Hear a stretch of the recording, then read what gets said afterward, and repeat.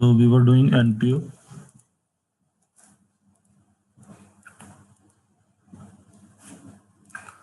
Now let's see.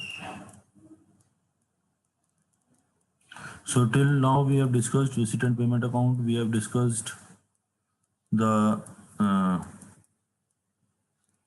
income and expenditure account. We have to discuss now balance sheet. So this is the third financial statement. So first financial statement for not-for-profit organization is receipt and payment account. Second one is income and expenditure account. And third one is balance sheet that we have to prepare. Now, balance sheet, you all know how to prepare the balance sheet, what accounts are to be written in the balance sheet. That we already know. There is nothing new in the balance sheet. But some terms in this chapter will be new for you that you will be knowing when you will be proceeding in this chapter. Only the assets and liabilities will be written in the balance sheet that you know. So basic concept regarding balance sheet is clear. And whatever points I'm going to discuss, that is also clear to you, but we have to discuss because of the nature of this chapter. Now see the first point. It is saying opening balance of capital fund need to be calculated with the help of opening balances given for various assets and liabilities. I will connect each and every point with your previous knowledge. So as you remember that on the liability side, the first account which we write in the balance sheet is capital. Now, earlier we were getting capital in the questions itself. Opening capital we always get. And we simply write it in the balance sheet. But here, the technicality is that you will not get the opening balance of capital. So you have to find out the opening balance of capital. Now, how we will find out the opening balance of capital? So that balance will be calculated with the help of opening balances given in the question. Question will always give you opening balances of some of the assets and liabilities, and with the help of these opening balances of various assets and liabilities, we will be calculating the opening balance of capital fund. I hope this is clear. Now, second point is, in the current year, some assets may be purchased. In such case, if any opening balance is there for that asset, then both will be added and then written in the current year balance sheet. So what happen sometimes, suppose you are having, for example, in your balance sheet, you are having building rupees 1 lakh.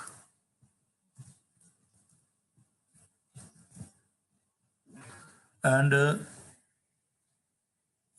this is the opening balance. And suppose you have purchased rupees 2 lakh building,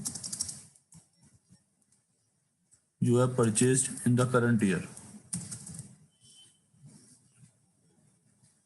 So when you will purchase current year building in the current year, then your total building value will become how much? It will become 3 lakh. It will become 3 lakh. So that you have to keep in mind that when you get the opening balance and you get some purchase, fresh purchase in the current year. So in the current year balance sheet, you will add them, both of them. You will add both of them.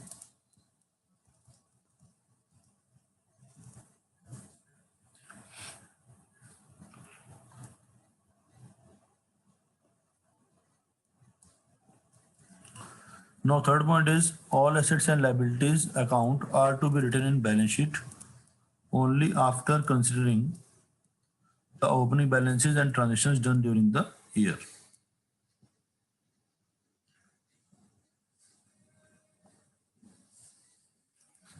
So whatever the opening balance is given, and suppose fresh purchase is there, we will add. And if opening balance is given but some asset has been sold, we will do accounting according to that, and we will record the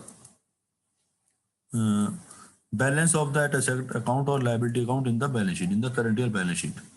But we have to check what balance the asset account or liability account will be having. Suppose creditors opening balance is given 50,000 and we have paid 10,000 creditors in this year. So the closing balance will be how much? Closing balance will be 40,000. So this is simple accounting which you have already done. There is nothing new in that.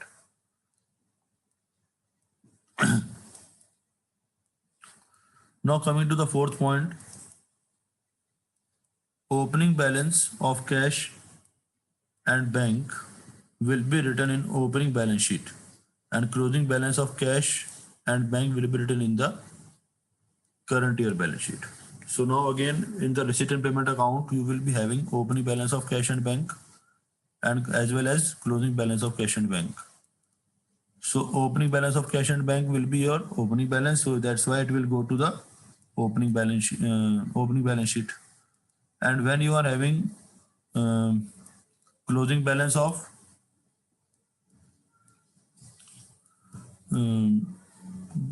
cash and bank, that will go to the closing balance sheet.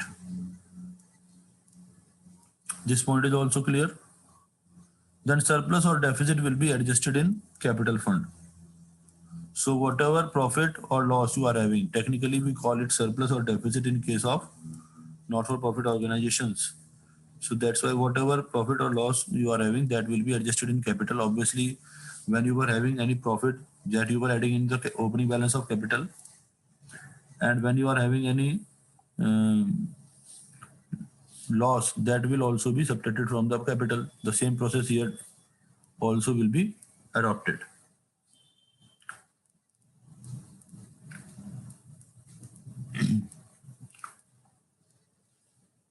Clear?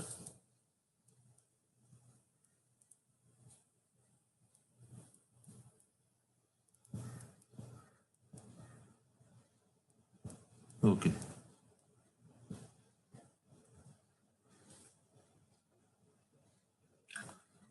So these are the points regarding balance sheet.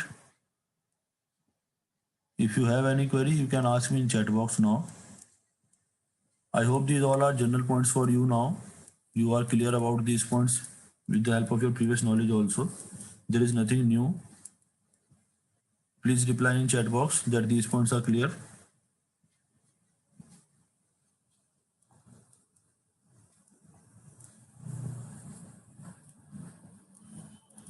Okay.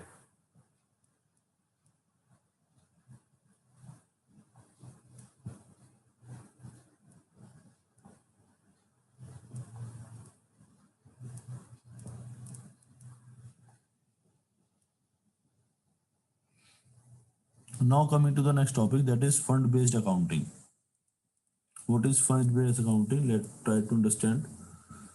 See, these organizations are having a dependency on sort of donations and subscriptions. Means for their functioning, they are not doing any business activity properly. Their motive is not to earn the profit. Their motive is to just provide some services to the particular section of the society. So for their activity, they will be getting some donations from the different segments of the society, from different individuals in the society, from different NGOs of the society, from government. They will be getting some grants. And the members will contribute some money. So they have some their specific objective or specific needs at times. So they are getting sometimes donations specifically for some special purpose, or sometimes they get general donations. So donations can be of two types. So if they are receiving any specific donation, that will be kept separate from other donations, because ultimately it has to be used for that specific purpose. So donations received or funds, if you are having some funds and that you have set aside for some specific purpose, like suppose I am having 10,000 and I out of that 10,000 I decide that I will be helping any poor child in his education, and for that I will keep 50% of it, 5,000. So I have created a fund of 5,000 for the help of poor children in their education. So that is a specific purpose. So out of my own funds, which I am having, if I am setting aside that fund for any specific purpose, that is called, that will be credited to a separate account. I will open a separate account for that. Like suppose I am having 10,000 rupees and I decide that out of this 5,000 I will create an education fund. So my entry will be in general profit and loss account debit to education fund. So here we are preparing income and expenditure account. So for that we will create a separate fund out of our funds. Or donation, if we are receiving, for that donation also we will create a separate fund if there is a specific purpose attached to that donation. We will do numericals also. You will be getting much clarity on that. Such funds will appear on the liability side of the balance sheet. Obviously, where are you showing your reserves? On the liability side of the balance sheet, because these are ultimately part of your profits. Now suppose I have received a donation for building, for construction of building. So what will be the journal entry? The journal entry will be bank account debit to donation for building account. So because the journal entry, in the journal entry, donation for building account has a credit balance. So all the credit balance will go to the liability side of the balance sheet. Ultimately, the organization which is receiving the funds or donations specifically for some purpose, they have their liability to be used to use that fund for that specific purpose. So such funds will appear on the liability side of the balance sheet because it is the liability of the organization to use that fund for that specific purpose only. Then further donations received for any fund will be added in relevant fund. Suppose I have created an education fund and in that I have transferred rupees 5,000. Now suppose from government or from any other society, from any other corporate house, I get rupees 1 lakh as donation in that education fund for the help of poor children. So I will add that also to that fund.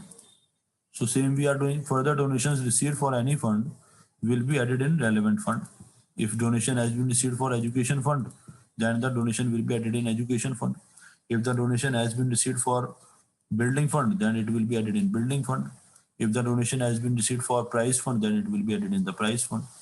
So the relevant fund will be added. Now next point is, now suppose I have invested that money somewhere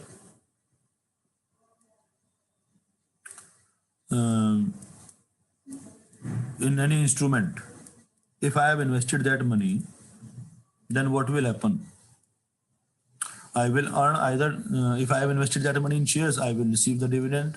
If I have invested that money in debentures or in some other safe securities like bank FD, post office bank, then I will be receiving some interest on that.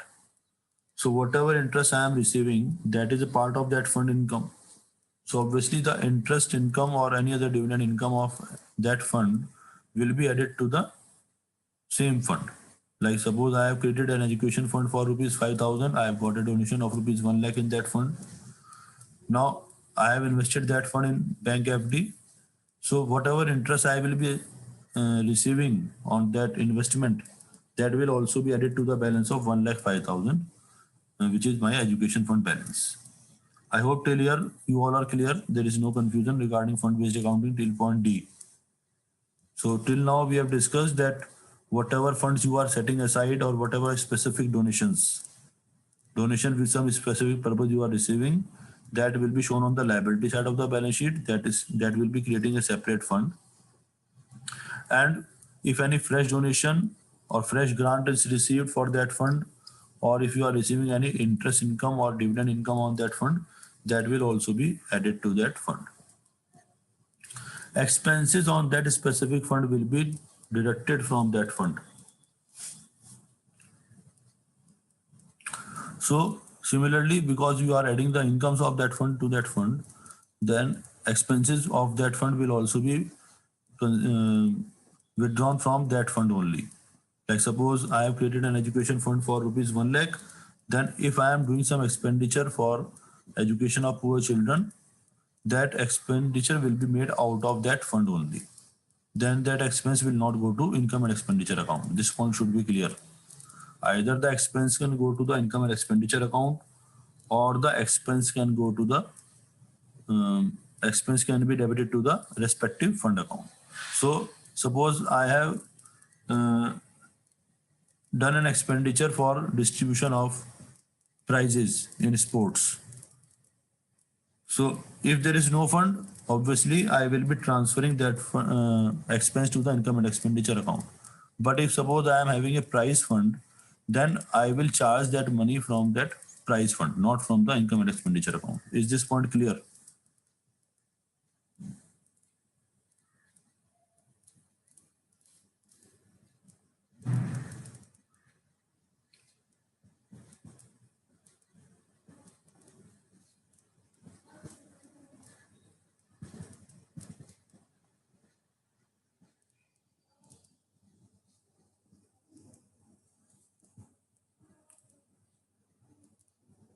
Okay. So incomes will also be added to that fund and expenses will also be deducted from that fund. In case the amount of fund other than funds for asset is less than expense. Now what to do? Suppose I am having an education fund of rupees 1 lakh, but I have incurred an expenditure of rupees 1,20,000 on education. My education fund balance was 1 lakh and I have incurred rupees 1,20,000 as expense on education. So 1 lakh I will be easily charging from the education fund because I am having a balance of 1 lakh rupees. But rest of the 20,000 which I am not able to charge from the education fund, that obviously from where I will charge. I will charge that balance from the income and expenditure account. That is the last point. So first you please let me know whether theoretically you are clear about the fund based accounting or not.